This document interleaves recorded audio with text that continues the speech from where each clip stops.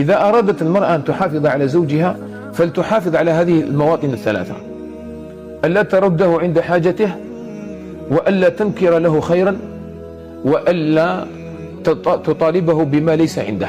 لأن الرجل 3 أشياء تضره من المرأة، 3 أشياء. إذا طلبها في حاجته وأبت، قال النبي عليه الصلاة والسلام: ولو كانت على ظهر دبة لنزلت، فإن أبت فإن الملائكة تلعنها حتى تصبح. الحاجة الثانية هذه الضر، تضرب مكانة الرجل والضر في قلبه في مشاعره. والشيء الثاني، وكاين أمور تضر المرأة نذكرها في سياقها إن شاء الله. والأمر الثاني ما هو؟ أنها تنكر له خيرا، الضر بزاف. لذلك قال النبي صلى الله عليه وسلم: رأيت كن أكثر أهل النار. قيل: ولما يا رسول الله؟ قال: تكفرنا. قالوا: نكفر بالله؟ قال: لا، تكفرن العشير.